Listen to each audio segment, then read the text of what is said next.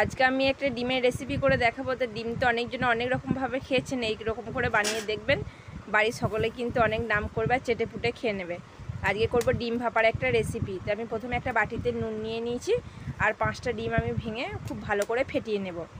আমার চ্যানেলের রান্না যদি ভালো লাগে, ব্লগ ভিডিও ভালো লাগে, চ্যানেলটা সাবস্ক্রাইব করে নেবে, লাইক করবে, কমেন্ট করবে, শেয়ার করবে। আর যারা ফেসবুক থেকে দেখছো তারা আমার চ্যানেলটা ফলো করে নেবে, তাহলে পরবর্তী ভিডিও ভালো ভালো রান্নার ভিডিও পেয়ে যাবে তোমরা। আর যারা ইউটিউব থেকে দেখছো তারাও আমার ভালো ভালো রান্নার ভিডিও পেয়ে যাবে, চ্যানেলটা সাবস্ক্রাইব করে নেবে। এবার আমি ডিমগুলো ভেঙে নিয়েছি, সব খুব ভালো করে ফেটিয়ে নিলাম। এবার একটা মাঝারি সাইজের থালা নিয়ে আমি অনেকটা সর্ষের তেল দিয়ে দেবো। সর্ষের তেলটা দিয়ে খুব ভালোভাবে তেলটা চারিদিকে মাখিয়ে দেবো, কারণ তেলটা একটু বেশি পরিমাণে দিয়েছি, তাহলে ডিমটা কিন্তু তলায় লেগে যাবে না, তুলতে সুবিধা হবে। এবার সব ডিমটা আমি থালার উপরে দিয়ে দিলাম। আর আমি যেভাবে করছি প্রসেসটা দেখতে থাকবে। আর আজকে ডিমটা দেখে মনে হচ্ছিল পনির, কিন্তু পনির নয়, ওটা হচ্ছে ডিম ভাপা। এরকমভাবে বানিয়ে দেখবে যে কত মানে সুন্দর আর দারুণ খেতে হবে, বাড়ির সকলে সত্যিই নাম করবে। আর আমি করেছিলাম, সবাই নাম করেছে, খুব চেটে পুটে ভালোভাবে খেয়েছে। এবার ডিমটা আমি কি করলাম, কড়াইয়ের মধ্যে জল দিয়ে দিলাম অনেকটা, তার উপর একটা স্ট্যান্ড দিয়ে দিলাম। তোমরা চাইলে স্ট্যান্ড দিতেও পারো, নাও দিতে পারো।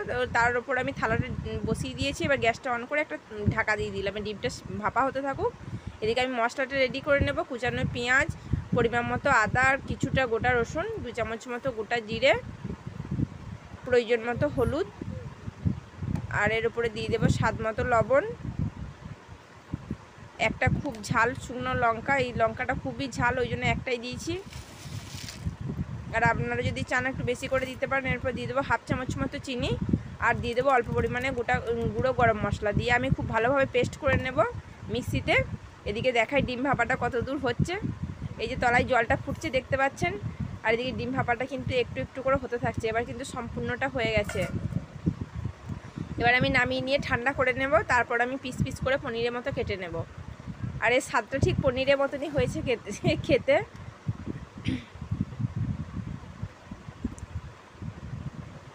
আমি এবার পিস পিস করে ঠিক পনিরের মতো কেটে নেব। এটা দেখতে যতটা পাতলা মনে হচ্ছে, মোটেও কিন্তু অতটা পাতলা নয়, একদম খুব মোটা আর পুরোভাবে হয়েছে। এটা ঠিক পনিরের মতো মোটা মোটা হয়েছে। এই যে আমি সমস্ত ডিমটা এবার পিস পিস করে নিয়েছি। এবার কড়াইয়ের মধ্যে দিয়ে দিয়েছি সর্ষের তেল। এটা কিন্তু সর্ষের তেলে রান্না করতে হবে। সর্ষের তেল দিয়ে আমি 2টো তেজপাতা, একটা শুকনো লঙ্কা ফোড়ন দিয়ে দিলাম। দিয়ে দিলাম একটা বড় সাইজে কুচানো টমেটো। এবার টমেটোটা একটু ভালো করে ভেজে নেব। যখন একটু গলা গলা ভাব হয়ে আসবে, তখন আমি যে মিক্সিতে মশলাটা বেটে রেখেছিলাম সমস্তটাই আমি এর উপরে দিয়ে দেবো। এবার একটু ধৈর্য ধরে মশলাটা কষাতে হবে। মোটামুটি 15 মিনিট মতো মিডিয়াম আঁচে কষিয়ে নেবো। যখন মশলাটা একদম তেল ছেড়ে আসবে আর কমে যাবে, তখন জানবেন যে মশলাটা কষানো হয়েছে। মশলাটা যখন কষানো হয়ে গেছে, তখন আমি মিক্সি বাটিটা ধুয়ে একটু প্রয়োজন মতো যতটা জল লাগবে ততটা আমি দিয়ে দিয়েছি।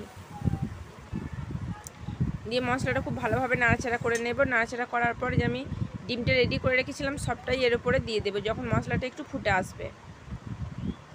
আবার বলি, আমার চ্যানেলের রান্না যদি ভালো লাগে, ব্লগ ভিডিও ভালো লাগে, চ্যানেলটা সাবস্ক্রাইব করে নেবে। যারা ফেসবুক থেকে দেখছো তারা আমার চ্যানেলটা ফলো করে নেবে, তাহলে পরবর্তী ভালো ভালো রান্নার ভিডিও পেয়ে যাবে তোমরা সবাই।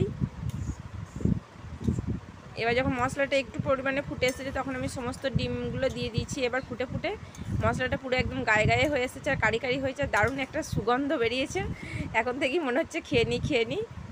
আর তোমরা এইভাবে বাড়িতে বানিয়ে দেখবে, সত্যিই অসাধারণ হয়েছে খেতে। আজকের ভিডিওটা এখানেই শেষ করছি। আজকে করলাম ডিম ভাপার রেসিপি।